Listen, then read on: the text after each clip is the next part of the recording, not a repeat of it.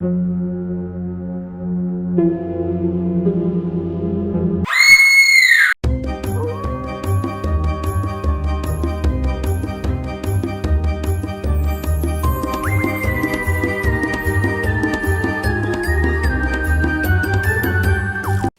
guys, so I guess this means we're back in lockdown. It's okay because regardless of where we are, physically, mentally, emotionally, October is coming, and October means Halloween, and that means because we're in lockdown I get to do stage makeup, and because Halloween's coming I'm going to do horror stage makeup. So I will be giving general advice, tips, tricks, techniques as I go through, but we'll be creating a specific look just because otherwise it's going to be like a mess and hectic and make no sense. So for today I'm going to be doing like a stage zombie makeup. I like make it sexy, but you can apply the character makeup tips to basically any character that you're creating, and I'll be talking more about SFX products and products for stage specifically over glam and beauty makeup. But in saying that, if you only have like an eyeshadow palette, you most certainly can create with the same sort of techniques of highlighting and shadows and the lines and all the bits and places and oh my god, all the bits and pieces for the placement. Okay, cool. So my first biggest tip when you're creating a character in any sense is, unless you have a really vivid image in your head of what you want that character to look like, is have reference photos. As much as I love SFX, I'm fucking terrible at generating my own original ideas in terms of like a starting off point. Once I get going and things get a little bit weird and there's fake blood involved, I find my way, but usually I need something to kind of like, you know, be the catalyst for that idea. So that's what we're going to be doing today. So I have this wonderful photo. I think I know who this is. It's a YouTuber, but no, we're going to focus. There we go. So this is kind of the vibe that I'm going to go for my zombie. Except I think instead of doing a green skin, I'm going to do more of like a grey purple. And because I'm keeping it sexy, I'm not going to have fake blood. So another thing to keep in mind when you're going to be doing like characters and like heavy character makeup for stages, you want it to be really obvious what the character is. You don't want people to be sitting there guessing, being like, vampire, werewolf, I can't tell. So you want to take what are typically cliche attributes of that sort of character and you want to play on them. Unless you want to do something a little bit mysterious, a little bit unique, and there's something you blurb there and it makes sense, cool beans, you do you. There are of course no rules to makeup, just rules that you apply to create what you want. So I'm going to start off just by talking quickly about some tools and products that you're probably going to need, assuming that you're going to recreate this one with me. First off, I will talk about the three sort of main products besides like eyeshadow and foundation, those bits and bobs you can use to create character looks for stage, and then just some basic tools.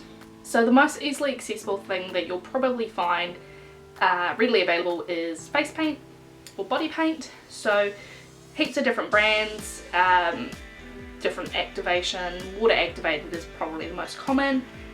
Super easy to use, super easy to clean up, weirdly enough. Shaving gel, foaming, shaving. Don't ask why, that's what we did when I was studying, and it works really well to get off, you know, bulk of the product. The only issue with that is because if you're using it water activated, if you get sweaty, probably going to run, so just something to keep in mind. So I've got a bunch of these guys. They're, oh god, good lord, Snazzaroo. These have been kindly donated to me by a couple of different people. You can get them just the whole colours. Heaps of different brands do these, which is basically just a big wheel of colour. There is of course wig hair in it, when is there not? And to use these you would just wet your brush. The more liberally you do, the more, what is the word? The opposite word is opaque. Sheer. The more sheer the colour will be. The less you wet it, the more opaque it will be.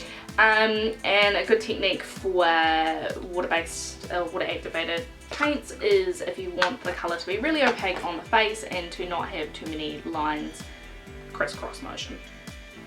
You can also get things like this. This is what I had when I was studying, and it's basically a very well off, very dirty little palette, and these are all the same sort of thing, just a different brand, but the high quality of body paints. And there's also a lot of fake blood in there too. The other and honestly most preferred option for me in terms of longevity, but by far the most expensive, are ink activated or ink alcohol activated palettes. These specifically are the Skin Illustrator brand. These you can get on Body FX. Any FX stuff, get off Body FX. They're a New Zealand company, super good, fast shipping, have basically everything you're gonna need. These are bloody expensive. This is like a $180, $200 palette. There's basically nothing in here, and what you do is, where is it? Yeah. You use 99% alcohol. You can't use anything else, only 99% alcohol. Spray it, it makes it a liquid, like a normal paint. Again, the more alcohol you use, the more runny it will be, the thicker it will be, but also the quicker it will dry. And you just use it like any other paint. Once it's set, it's completely transfer and waterproof, and you can then only remove it using 99% alcohol. Something to be aware of with these sorts of things is you can't really use them around your eyes unless at your own risk you want to get 99% alcohol in your eyeballs. These are really good though for like more detailed wounds as well, if you want to do stuff like on your body, because that way if the pole rubs on it, it's not going to transfer. But these are a huge investment, but if doing character makeup and wounds and SFX makeup, something you'll really get into for stage, 10 out of 10 would recommend. I just have two, and these have done me well. This is more of like a skin tony sort of palette. The third and final option I'll be going over today, which would be what I'm going to be using in combination with just sort of like eyeshadow and general makeup, cream based, these little boys don't like to stand, cream based paints. So this is kind of just like a cream foundation in texture with pigment, so they're coloured, and these are probably the most user friendly as well in terms of like they're easy to put on, they're pretty easy to clean up. Usually an oil based makeup remover will get these off, but otherwise I've just used a lot of makeup wipes or micellar water in past. The thing with this is you'll want to set this with like a clear, loose, translucent powder, otherwise they will transfer a bit, and even then there's still the ability for it to smudge or transfer a little bit, but on the face these will be fine for a performance. If you're going to do your full face in them, they feel hella cakey though, just like using a cake foundation would. So that's what I'm going to be using today to create my zombie. And other bits and pieces you may want are just like makeup wedge sponges. These are good both for the body paints and for the cream based ones, so you can just get packs of them real cheap. They're just latex sponges. And then if you have them, old makeup brushes, toothbrushes for splattering if you're using like the inks and you want to make the splatter effect. I have a bunch of these that I've no longer care for my beauty makeup, but don't mind if they get stuffed up doing my effects. Other random things that you can get are things like wire mesh, I don't know what you'd call them, little sponges. These are really good for adding texture, blood splatter effect as well. Yeah, just making things look gross and weird. And yeah, so that's what we're going to be going over. Obviously you can delve into prosthetics and all those bits and pieces, but for the purposes of keeping things nice and simple, we're just going to be doing a simple, sexy, yet a little bit scary zombie. And I may at the end just like add in my own time bit of blood, make it a bit scarier, gore, we love it.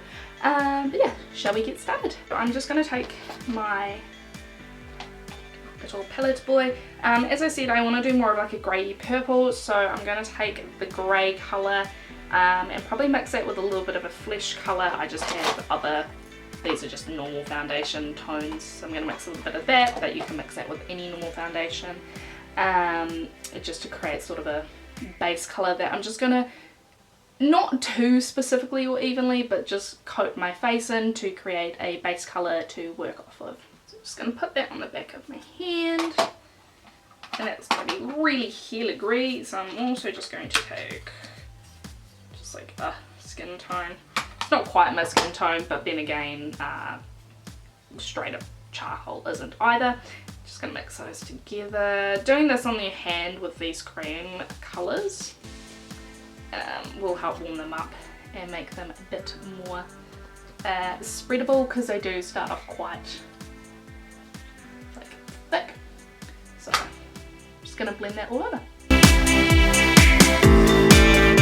Something I did forget to mention, that I always forget to mention because I'm absolutely useless remembering everything, is prep your skin. So use a primer, make sure you've washed your skin, moisturised, done all those bits and pieces. Especially if you have sensitive skin, FX products can cause reactions. I'm lucky that I have the world's most resilient skin and it just doesn't give a crap what I do to it. Not to say I should do things poorly to it, but that is the case. Also, it's a little bit of personal opinion for a lot of people, but makeup primers can help your product last longer, which is something that you're going to want if you're doing stage work, performances, because 1, the light, the heat, the sweat. 2, you're probably putting your makeup on a good couple of hours beforehand.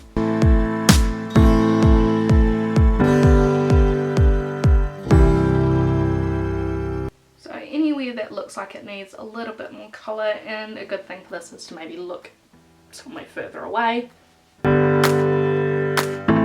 Just get it as even as possible, but in saying that, because I'm trying to be a rotting corpse, but you know, that make it hot, I'm not too worried about it being absolutely perfect.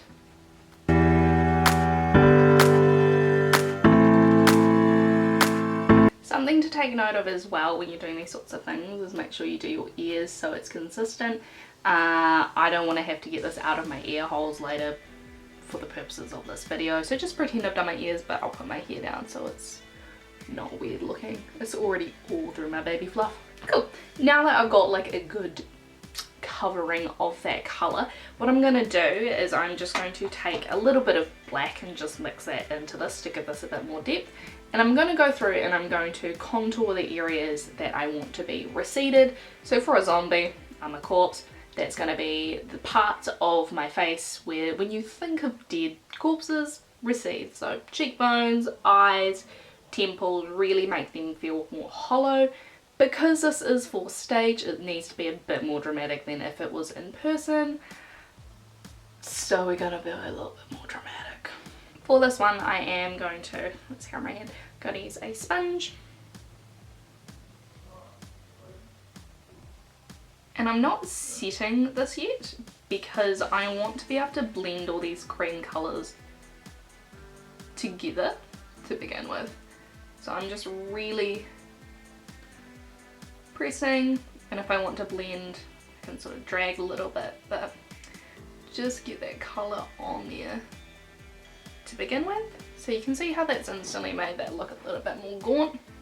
I'm also going to bring it down a wee bit here. If I was doing this for not stage, I would be a lot more particular about my colour placement, because I would want it to be very specific shapes, but because this is on stage and I'm trying to make it look dramatic, I'm not as worried. I'm also just going to blend this back a little bit into like the jaw area, because theoretically that should be a bit more receded as well. I'm then going to take that brush that I was using originally and just help soften those edges, just so for my peace of mind I know that I'm nice and blended. She looking cute, huh? I'm now going to just take an old brush, just like an eyeshadow brush, and do the same thing but around my eyes. So just really get that colour in the eye socket. Not being afraid to make it messy.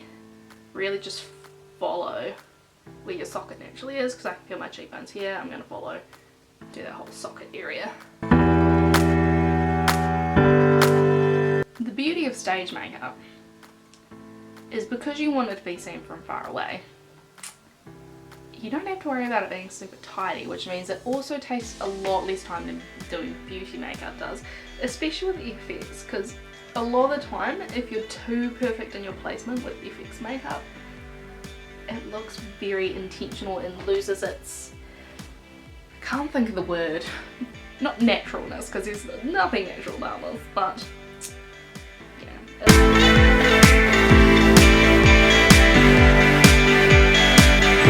here's just a clump of colour in my hair. Also just going to go into the temples. This is something people often forget, especially with just like general contouring. You will have your temples sunken in if your cheekbones are that sunken in.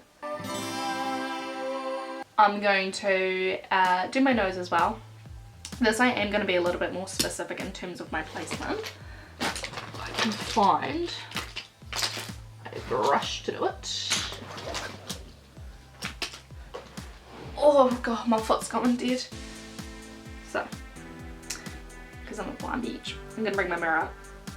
Essentially what I'm going to do is create kind of like the hollow of where your nose bone would be. So usually this is like a little teardrop with like two sticky up bits. You'll see what I mean. Again, not being too worried about the specificness.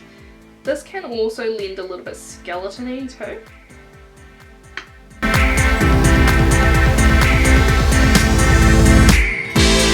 I'm also just going to add some general shading around other areas. Beautiful thing with creams is you can also use your fingers to blend them. We're just sinking in. Now I'm going to highlight, so just putting some lighter colours around the areas that I want to bring forward. So I want to make my bones a little bit more prominent here and here, and also above my eyebrows here and here. So for that I'm just going to use actually like a straight up like flesh tone white shade, because it's going to end up mixing with the grey. I don't need too much of it.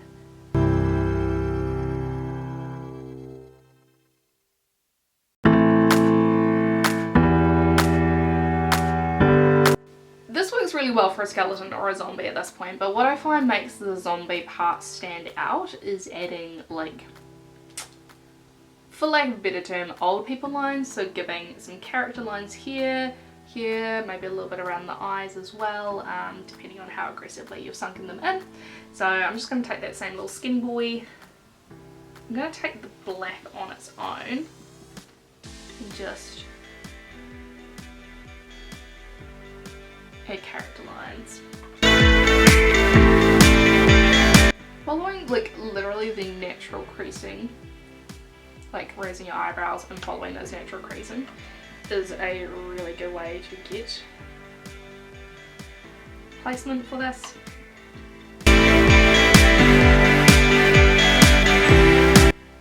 So you can see how I'm blending this all with my finger at this point. And I'm able to do that because these are creams and I haven't yet set them. I'm also just going to add a little bit of depth into this like neck hole area. Neck hole. Sure. Again, just to help add some sunken in quality. Because you wouldn't be all like super sunken in and defined on your face without like the rest of you also being there. But I tend to put less detail into these areas. And now just going to go back over everything that I've done and just press it into the skin. I know this looks really insane up close and personal, but you can imagine when you, obviously I'm not going to move that far back, but if you're on stage you need this much for people to be like, that's a dead person. So if you wanted to keep it scary, creepy, weird, you could leave it here. I'm going to add some sexy moments because I want to be like a cute dead zombie. So for this, mainly just highlighting the typically feminine features. But what I'm going to do is I'm going to set this all with just a translucent powder so it stays in place. And then I'm going to basically give myself some eyebrows, a little bit of lip colour, maybe weirdly enough a little bit of blush, you know, just feel it out. And then we will call that the look, but I am feeling like adding a little bit of like a blood into this moment, just like so it looks like I've been eating people.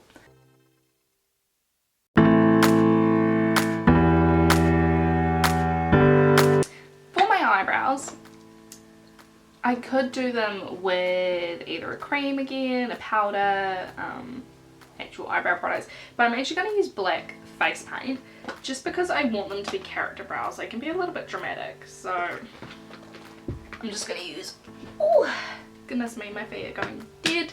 I'm just going to use a black face paint with water, and I'm just going to essentially give myself just some like nice dramatic eyebrows.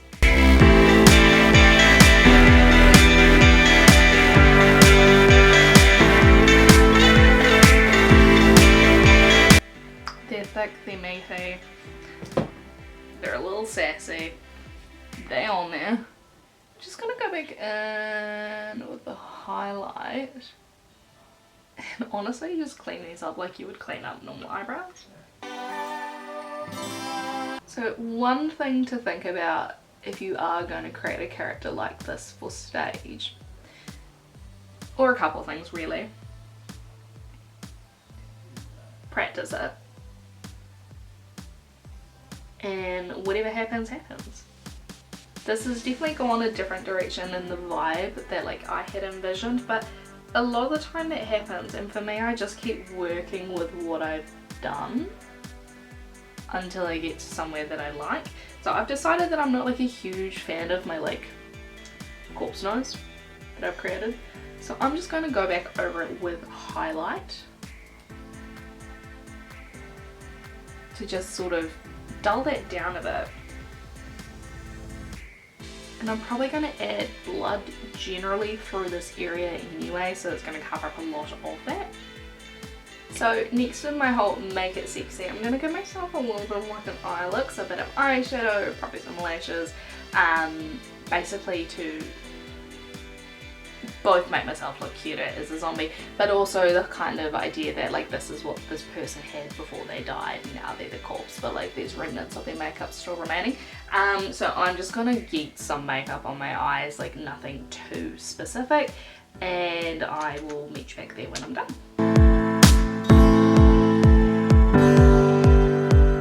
So I'm now definitely going to add fake blood because I've decided that is the vibe I want my zombie to have. So I'm just going to add some general like splatter and like scuffed up bloody moments, and then I'm going to kind of give myself like an I've been eating people vibe. So there are many different types of blood. I would recommend getting actual FX blood, not like making your own. And if you want it to last longer, you want to be going for something like a fresh scab or a thick blood. Essentially anything that's going to already be coagulated is kind of the vibe of blood you're going for.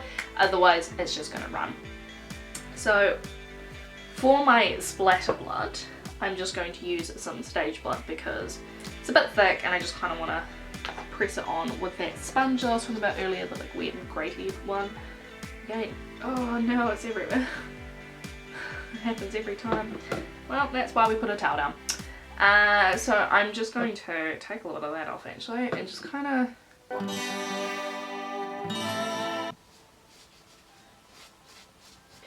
the thing with doing any of this is you want it to be as random as possible. The more in this precise pattern that you're putting it, the more unnatural, goodness me, not the right word, but it is in this case, that is going to look.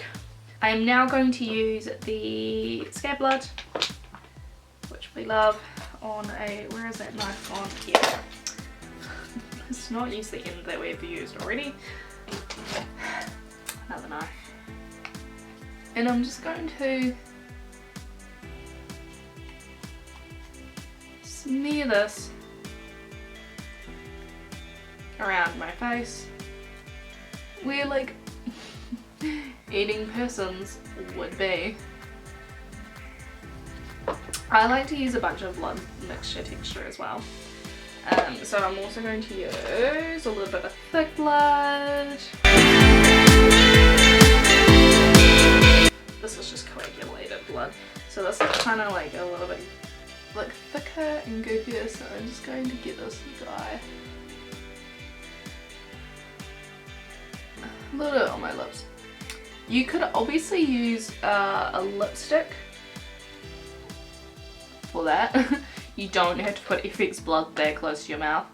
I don't think it would kill you, but obviously you don't have to do it. Now, I wouldn't do this for stage, but for the purposes of today, I'm also just gonna like give myself a little bit of